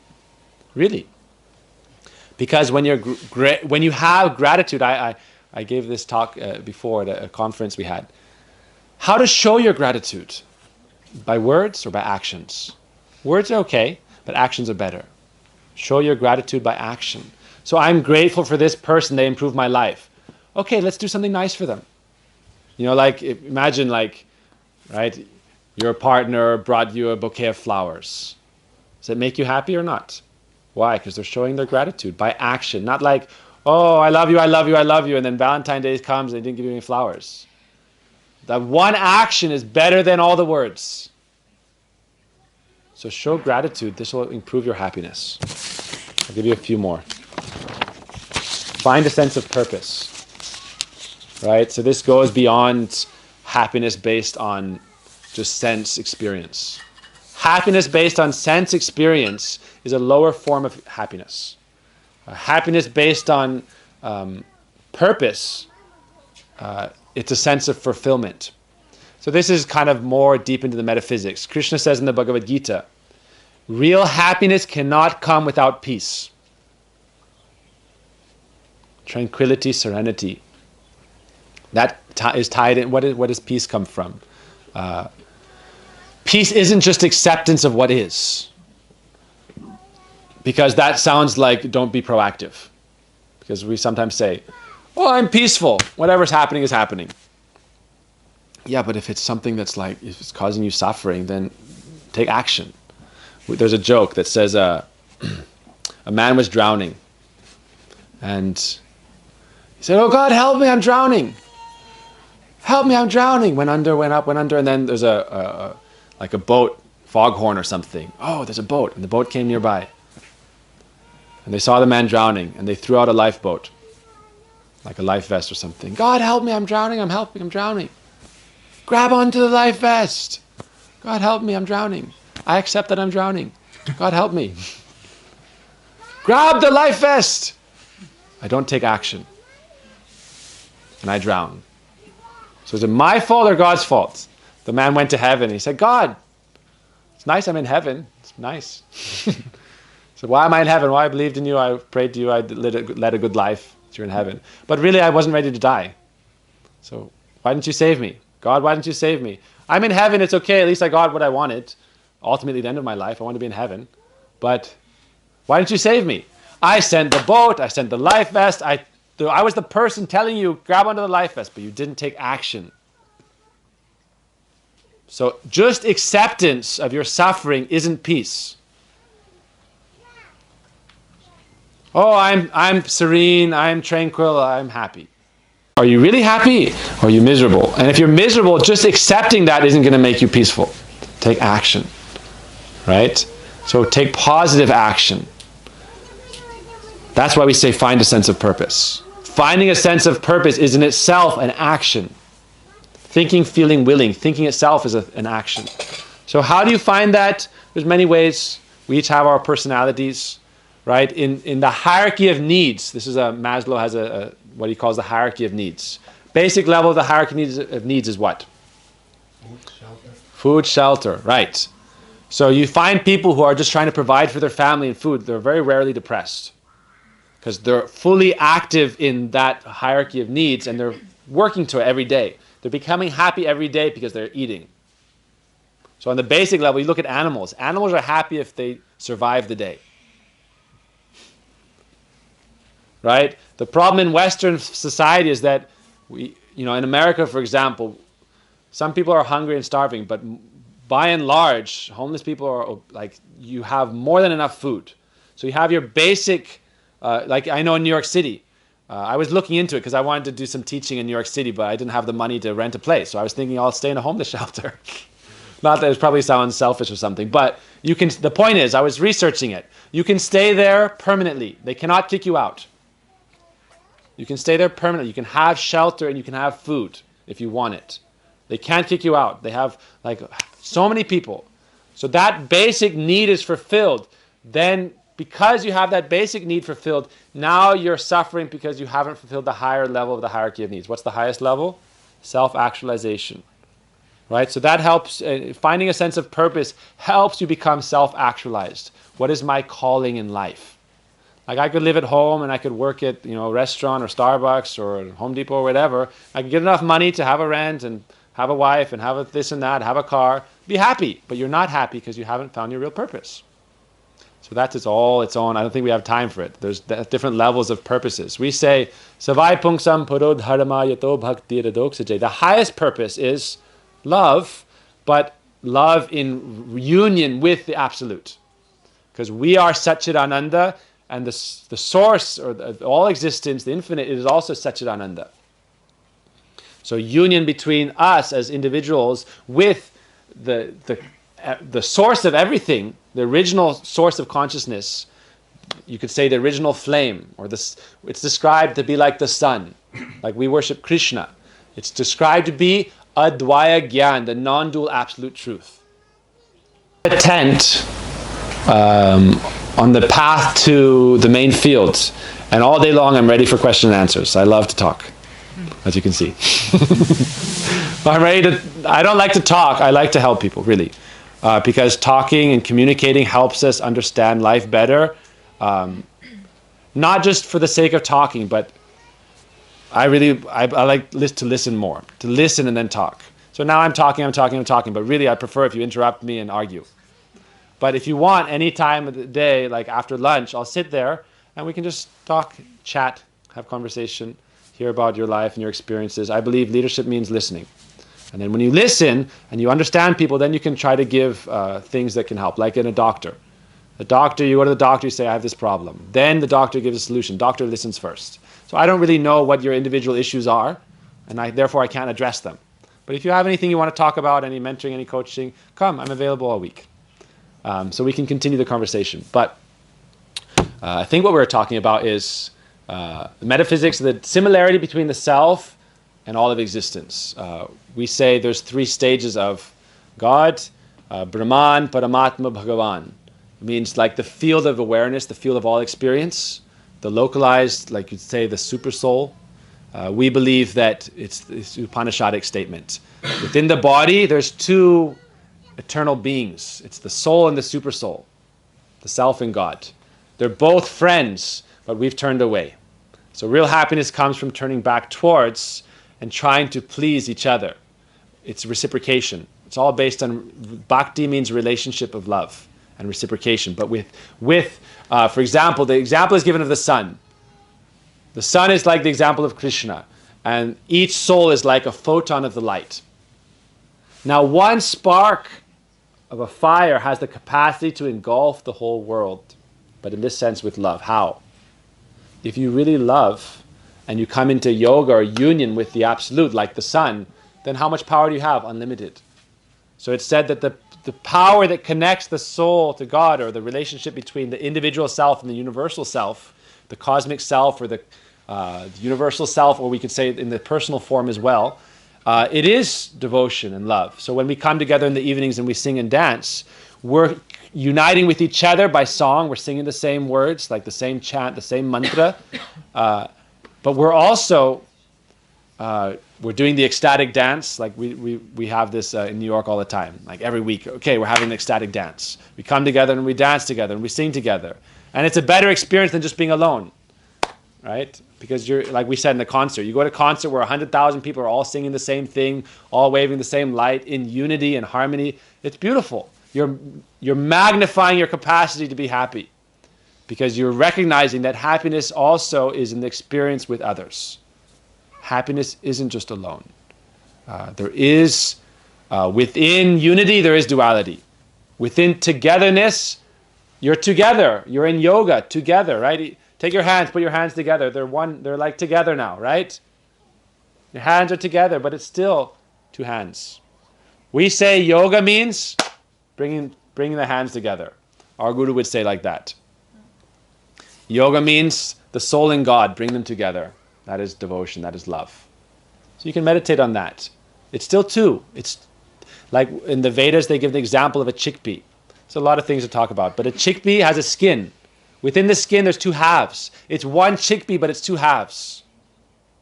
So according to the energetic philosophy, they say there's the energetic, there's the energy. There's God and there's the soul. There's two, but they are one. Because when they come together in love, the oneness you experience in love doesn't take away the individuality. The oneness comes from the desire to please the beloved. When you're simply striving to please the beloved, now the beauty about doing this with something that's like transcendent is because something that's infinite has infinite capacity to reciprocate. We have finite capacity. We're finite beings. Our field of awareness is finite. God's field of awareness is everything. This is the difference. I'm in the body. I'm embodied. God's body is everything. And we are part of that body. We're one of the cells in the body of God. Think of it like that. 37 trillion cells in our body. We're little gods. Little kings, little queens. All right? I am ruling this body. Let's walk this way. Come. Right? We're going to go and we're going to all have lunch. And all the cells, yay! All the bacteria, yes, let's have a lot of sugar too. Why? Because we want to be happy. So we're the king or the queen soul or the little god in our body. And we're going to all take the rest of the kingdom and we're going to go eat lunch right after this. And all the cells are going to rejoice. Right? And everyone's going to have bounty and prosperity. And yes, happiness is achieved. So God's body is all of existence. So we're the cells in his body. Think of it like that. The photons in the sun. Now the question is, there's a lot of things to talk about, but the highest happiness is in giving happiness, but you have to achieve happiness first. So it's a little trick. You can be happy, but if you want the highest happiness, it's in giving happiness. Having that cup overflowing. One thing to not be happy. We should talk about the knots. What are the knots? I want liberation. I'm not going to be happy until I'm liberated. You're setting yourself up for suffering and misery, unfulfillment. So we don't think of happiness as an end point. I really, truly believe that happiness can come in the little things. And what I've experienced personally in my life is that if you live your life trying to serve, it doesn't just mean pleasing others, because it sounds really like, oh, it's like, I don't know how to do anything for myself, so I'm just selfish. No. You should be stable in, yourself. That's why we practice the meditation. That's why we do yoga. That's why we do mantra. That's why we do our practices. Become, self-aware, self-dependent, self-reliant. But then give to others. Try to make others happy. If you're really trying to make those you love happy, and in our faith, trying to make God happy, you'll be happy all the time because it's a choice. What you control is your motivation and your desire. You don't control the external world completely. Your little environment you can control to a degree. We can take our body to eat lunch. We control our bodies to some degree. But if you're really just trying to make someone else happy, whether you're happy or not, doesn't really matter. But you'll be happy because you're trying to make them happy. And so your desire is achieving fulfillment. Your fulfillment or self-actualization is making you happy. Now you should try to find your purpose and all those other things, but really trying to, it's said that, I've experienced this sometimes. We were working so hard last year, we were building a temple, all ourselves volunteers. Like we have volunteers here. We build a whole temple only with volunteers. It was crazy hard. Really hard work. And a lot of the volunteers were very expert and contractors, but it was all like service-based and, you know, the materials and this and that we bought, but like we were doing all the work ourselves. It was very difficult. And we have to go and do things that we don't know how to do and learn how to do them. Very difficult work. So you can choose to be happy in that moment or unhappy. The question is, who are you doing it for? Are they happy? Are you trying to please them? Are you doing it in a favorable way like we talked? If your kids, you may have to do something that chastises them. They're not pleased, but it's favorable for them, so you'll be happy. If you really care about their best interests, you're happy by improving their life. So that's the secret. Then if you're happy in uncomfortable situations, you'll be blissful in regular situations. You'll walk out in the morning and the birds will be chirping and the sun will be shining and you'll be blissful. Yeah, I've seen it. And then if it's a great experience, you'll be overwhelmed with joy. Because you can be happy in the simple things. You can be happy even in difficult situations. You can be working hard, making money to take care of your family. But if you're doing it because you love them, you'll be happy in that work. And then when you go home and you sit together and have a meal together, they say love has six things. Love is based on exchange. Giving and sharing food is an exchange of love. Talking with each other, those you love, it's an exchange of love. Sharing of gifts with each other, it's an exchange of love. So we do that in our spiritual relationships with our gurus, with our teachers, with our friends, with devotees, with Krishna, with Radha. We give and exchange food and conversation. We talk with each other about things we like. We dance with each other. It's exchange. So you can be working and you could say, oh, this work sucks. I hate it. But if you're doing it because you want to provide, you want to take care of people you love, then okay, you'll do it at a sense of nobility, responsibility, duty. Not duty without love, duty with love. Why am I doing it? Because it is pleasing those I love. And so I'm doing it righteously, righteous action, but not based on duty for its own sake, because then that can be mixed with ambition and all these other things. None of those things are wrong, but really, the highest state of happiness is in exchange and in love. So I want to end and have questions. There's so many things to talk about. You know, I just took a few notes before I started because I actually changed the topic like yesterday. I wanted to be something a little bit more interesting and positive. So we didn't talk about everything, but we'll continue. And like I said, I'll be at the booth after lunch, and I'm going to give a next talk on. Today's Sunday, so Tuesday and Wednesday. I don't know where it's going to be, but it's kind of nice here. It's kind of private and, you know, isolated. So I'll ask, I don't know, the organizers. I'm a soldier, just do what they tell me. But maybe we'll do it here or somewhere else. And then I'm open to any kind of topic. We have our specific practices, so I don't want to kind of like force it. Like I said, it's all opportunity. But we do chant a mantra. We say happiness comes from like certain meditations and mindsets, as we discussed. You can choose how you react. So happiness can come from positive mindsets, from exercise, from relationships, cultivating strong relationships, finding a sense of purpose beyond basic needs, right? You find a person who's just surviving and taking care of their family, they're like basically, okay, good. I'm doing my work and I'm taking care of my family. I'm happy. But once we are able to maintain that, then we're thinking about higher goals. And if we're not achieving them, we're not happy. So not being happy is good because it's pushing you towards a higher state of evolution. So if you're not happy, think, okay, good. We say not being happy is actually one of the greatest impetuses for spiritual growth. So accept it as it is. We say suffering, when you realize I'm suffering, because we haven't talked about this today. The problem of suffering, it's a big problem, right? We may be happy now, but when we're dying, will we be happy? Right? When we face problems in life, when we face conflict and crisis in life, we'll be happy. So don't think I'm just a positivist and I don't accept the other side of reality, which is suffering. I say how to improve it. So the point is, suffering, we can say like the dark night of the soul. Anybody gone through a dark night of the soul? Right? If you ever experienced like a dark night of the soul, sometimes that's a portal into your higher state of being. But you must walk through it. That's why I say action, not inaction. In the Gita, Krishna talks about action. He said, even inaction is action. Breathing, being alive is an action. So be ecstatic, not static. Take action. If you're suffering, figure out a way to get a better life. So there's lots of ways. We talked about gratitude. Take a gratitude journal. What am I grateful for? Whatever you're grateful for, focus on it and show your gratitude. You know, okay, I'm grateful for this one little thing.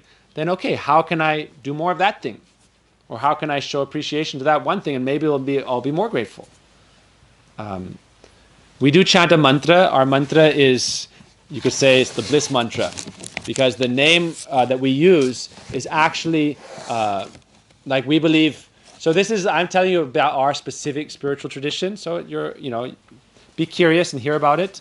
If you like to practice or not, it's totally up to you. We believe in Radha Krishna. God is not just masculine. Most religions think of just God as the man. God's the man, the father. And then we all say, got to beat the man. Right? We think God is the father, God is the man, God is like that idea. But in America, we always say, fighting against the man, let's beat the man. Like the government or the boss or this or that, and we're fighting against it. So that's fine. God is the masculine side of God is there, but there's also the feminine side of God. That is the name Radha.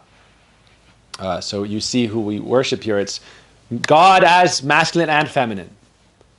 But our nature as souls, we say, it has all those principles. So for example, when we talk about Sat Chit Ananda, Sat is the existence potency. Chit is consciousness. We say Chit is like Krishna, the conscious energy. Ananda is the bliss potency, that is Radha.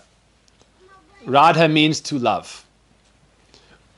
So Krishna's beloved is Radha. She's always loving her beloved and trying to please her beloved. That's why she is active, Kriya Shakti. Her potency is always active. So really, if you were to ask us, who do we worship?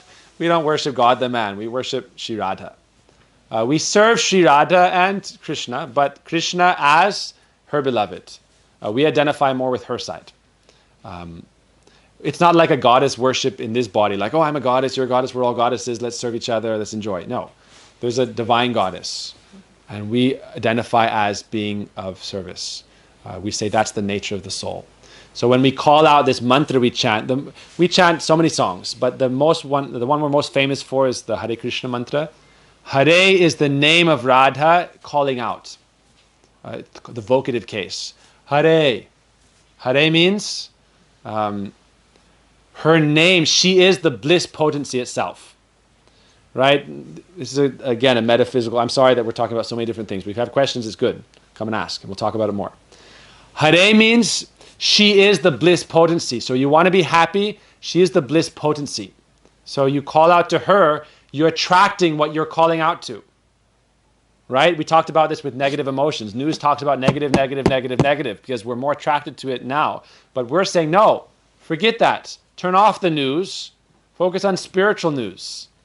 Spiritual sound vibrations. So Hare is the calling out, and it actually means to steal. It's a very interesting thing. It means it steals away our suffering. Hare means to take away our suffering. So Hare, but we're calling out with love. Please let me be like you, serving with love. So Hare means she is literally the bliss principle. That which gives happiness, that is Radha.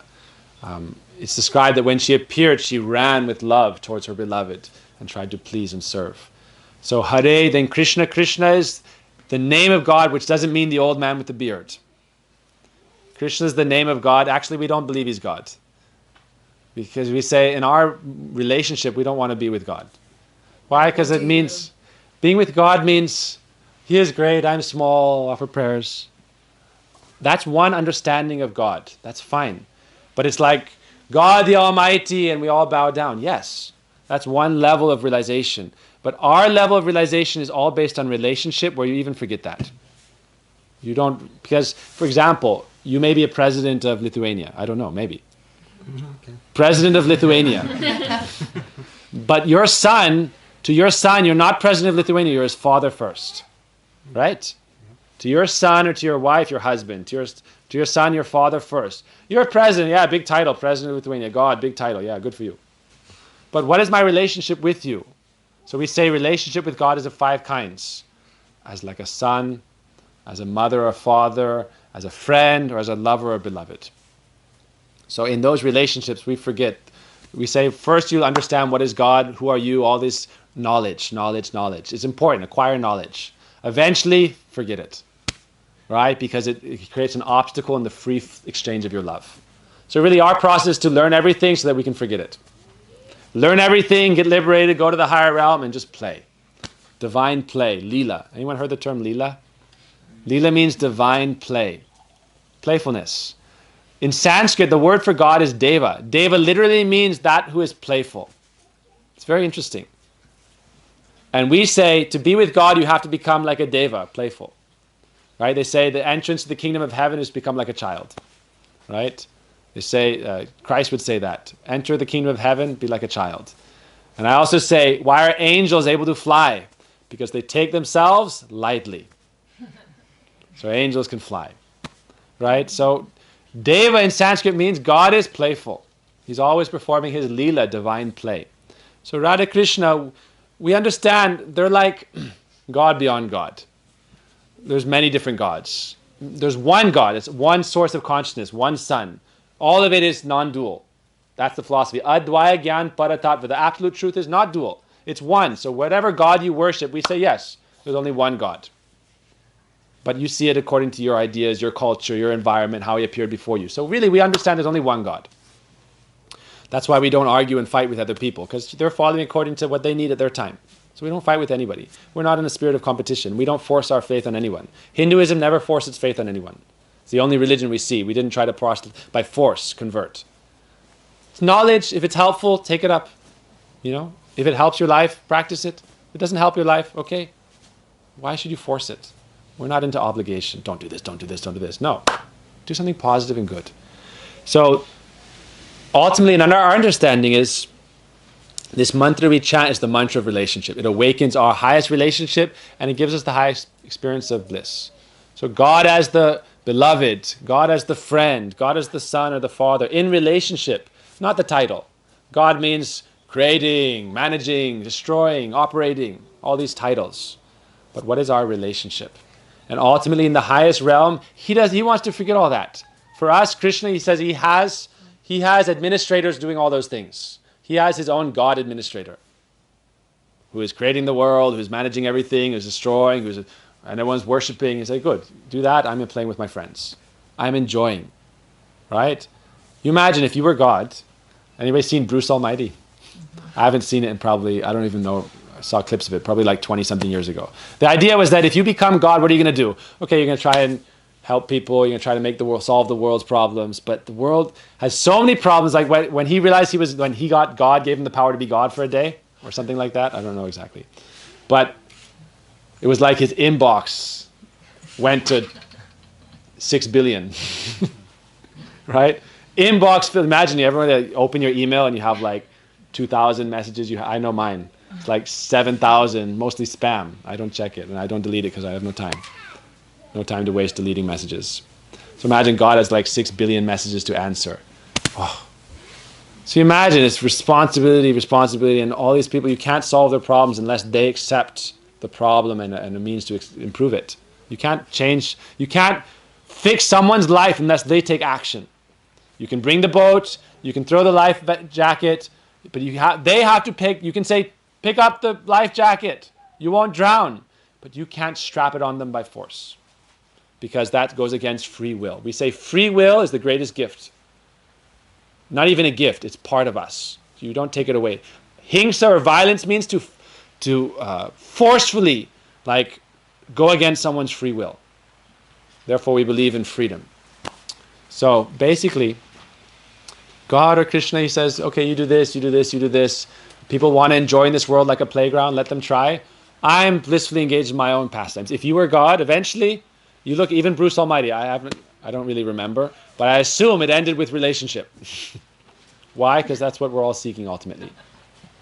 I don't really know, but probably ended in relationship, right? Find someone you love, find someone you can spend time with.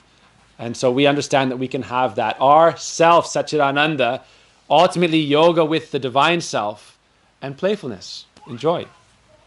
Enjoy loving exchange. If you were God, you would do it yourself. So that's who we worship. If you were God, you would want to play with your friends and have a good time. Be with people you love. Have a good experience. So that's what we do. And we practice in this life also. That's why we say we're not really interested in liberation. Liberation, life's great. If you're living a good life, doing your best, trying to make people happy, trying to serve people, blissful within, sense of fulfillment within, finding your purpose within. And then, like we do in the evening, we dance, we're happy.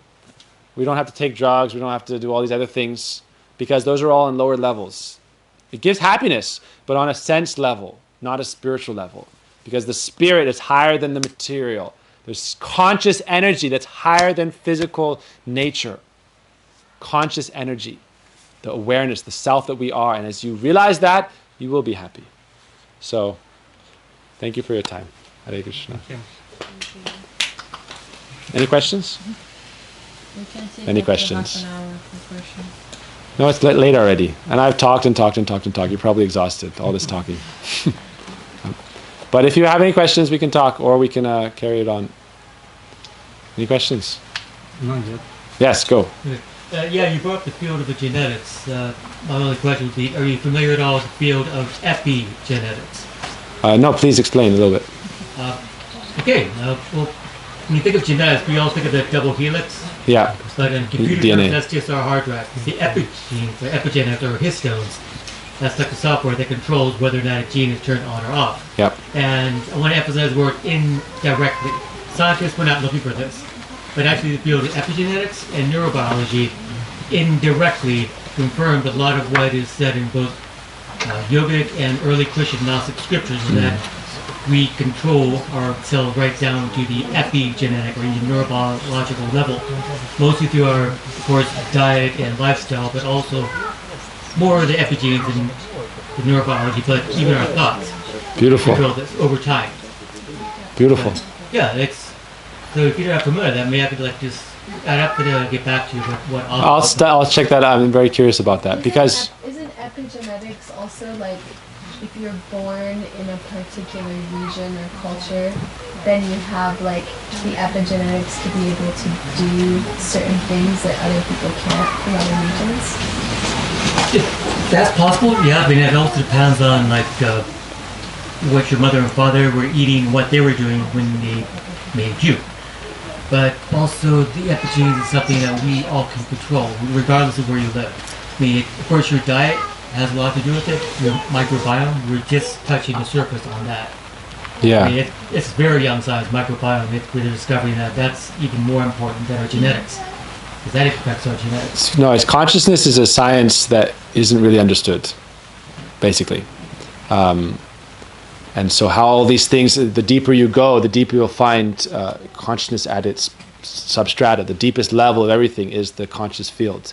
Even if you look at quantum mechanics and how, like you're saying, that you can affect your genetics by your epigenetics, how do you affect something without some kind of awareness? Yeah. Even if it's reactive awareness. Like we say, even if it's reactive or active, because most people say, do we really have free will or not? There's a whole discussion, but we mostly live deterministic lives, but we do have free will. But my point being that epigenetics are still affecting the genetics, even if it's in a deterministic way. It's a very interesting idea, but basically still there's consciousness there.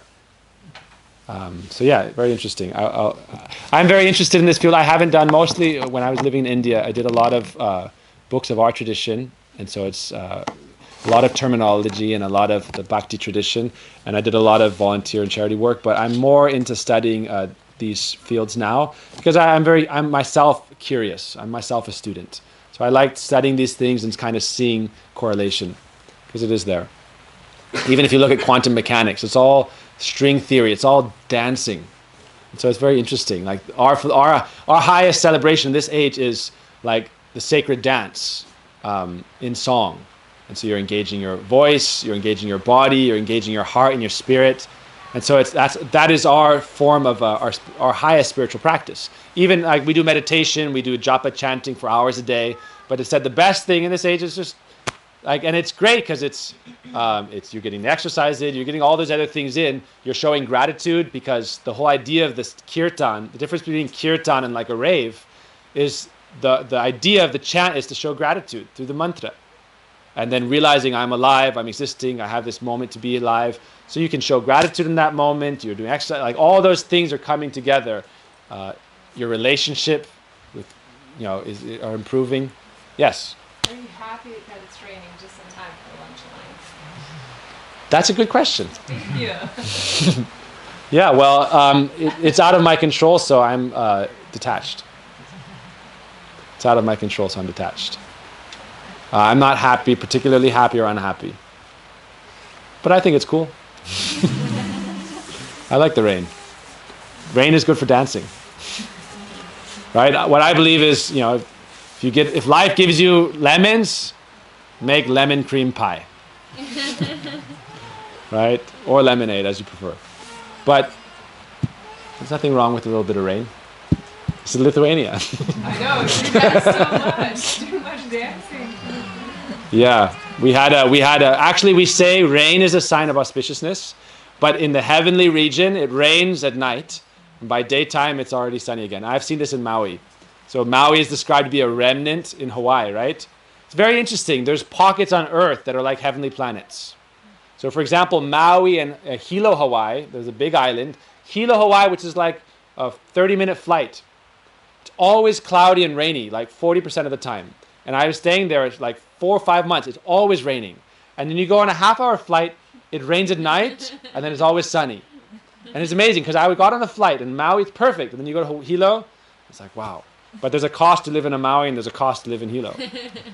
Right? So there's a cost to be in heaven, right? But it's an interesting point. The point is that rain is described to be auspicious in moderation. So when we do like a yagya, like a sacrifice, it rains. Why? Without rain, we have no food grains. We can't eat. So this is a different conversation, but that's a really interesting point. Talking about Ananda, Ananda is connected to the Brahman principle of eternal consciousness, right? So there's 5 levels of what's called Brahma, the spirit. Within food, there's spirit, Annamaya Brahma. Pranamaya, within the life force, which is carried by the breath, there's spirit. Vijnanamaya, Manomaya, within the mind, there's spirit. Vigyan, within the intellectual field of awareness, there's spirit. And Anandamoy, the higher, they call them kosh, 5 sheaths, right? So it's a very interesting thing. Like without food grains, right, we're not alive. So we should go eat, right? Any other questions? Yes. Does that true instant bliss happening or like exist? Like, like yes. Instant. Not instant, it's a process, but it exists. Our process, we chant this mantra. Our main meditation, our main practice is chanting this mantra. It has 7 stages. So the first stage is realizing the true nature of the self. And so it's a form of cleansing. Cheto darpana marjanam. You cleanse the mirror of the heart so you can reflect your true identity, see your true nature. Second stage is described to be extinguishing the forest fire of suffering. Bhava mahadavagni nirvapanam. You have to go through it. Third stage is Shreya Kairava Chandrika. It's described, this is all metaphors, but it's described that the moonbeam of good fortune arises in your life and the lotus of the self blossoms. So in our philosophy system, we believe in 5 stages of consciousness, and we're going from like stunted or dormant consciousness, like a rock or a tree, not like a rock, but like something that's dormant consciousness, to blossoming, budding, blossoming, fully blossomed. So your fully blossomed consciousness starts to come. Shreya Kairava Chandrika Vitaranam Vidya Vadu Jivanam. Full knowledge, which is described to be the bride of Jivanam, the life of the bride of knowledge that comes in your life. It's just described to be like a bride, because in Vedic thought, Sarasvati is the goddess of all knowledge. So Vidya Vadu Jivanam. Then the 5th stage is Anandam Buddhi Vardhanam. At every moment, Vardhanam means to increase the ocean of bliss. Anandam Buddhi Vardhanam. So I've seen my teacher, for example, in India. He's always blissful. You see him, he's just beaming, but he's always serving. And he does meditation like 6-7 hours and pilgrimage, and he cooks for thousands of people himself every day at like 65 years of age. Himself. And paying for all of it. It's all charity based, and he doesn't focus on fundraising with fundraising as the goal. Most people think, I'll be a non-profit, I'll make a lot of money, and then I'll do some charity. No, charity is the goal, and whatever comes, and use it for charity. He's always serving, but he's always blissful. His name means to be blissful, and you see it in his life. Bliss, but the bliss of love. That's his name. The bliss of love. That's the Sanskrit name, Premananda. He's always blissful. I've known him for 20 years. He's always been blissful. So Anandam Buddhi Vardhanam is the 5th stage. The 6th stage is Pratipadam, at every step, Purna Amrita, complete nectar or bliss, is tasted. Swadanam, Pratipadam Purna Amrita Swadanam, to taste complete bliss or nectar at every step. That's the 6th stage, and this happens in this life. Sarvatma Snapanam, the 7 stages, complete Sarvatma Snapanam, complete, you could say the highest form of spiritual cleansing, means no mixture, no adulteration, no impurity, just complete pure existence. That's the final stage. And that happens in this life. It takes time. You know, when I first went to India, my teacher said, try to get a student visa, stay for 5 years. He said, if you come for a month and then go back, helpful, but try to stay longer. So he said, stay for 5 years. Then I got a 1-year student visa. I extended it for 8 years. And I never left 1 foot away from our, we travel, but I was always engaged in the monastery, in the service, in the practice. So he said, it takes time. It's like anything. If you want to become a doctor, a psychiatrist, or a brain surgeon, how much time do you have to give to it? So how much time are you giving to the science of well-being and happiness? Like in New York, I give talks. I say, in New York, everyone's on the rat race. They're so busy. I say, okay, you're exchanging your time for money. You're working for others, and you're making money. So you're changing your time for money. If time is money, how much time do you spend on yourself? If time is money, how much time do you spend on yourself? How much do you value yourself? That's what it means. How much do you value your well-being, your sense of fulfillment? Then spend some time on it. Do some meditation, do some yoga, chant some mantras, find a teacher, whatever it may be. But spend some time on it as a seeker and as a practitioner. Seeker and a practitioner. So yes, you can be blissful at every step, but it's a practice. It's the 5th stage, not the 1st stage. But you look very happy. Good. Good. Yes. If I remember correctly, you mentioned that at 9 years old, your teacher found you. Yeah. So what do you mean? And like, how did they found you? How did your teacher find you? And how did they know that it's like, oh, that they should invite you on this path? Yeah, it's an interesting question. My teacher, we have a community. We had a community school, in our Vedic tradition, it's called a gurukul. So we do all academics, but we also do, if you go to modern education, they don't even teach you. They teach you subjects, the science and how to get a job, and not even proper, anyway, whatever. So we teach all those other fields as well. So I was there since I was a kid. I never went to a regular school. We had our private school, but it was in a community.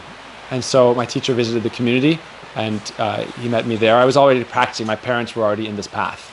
But I was just a kid.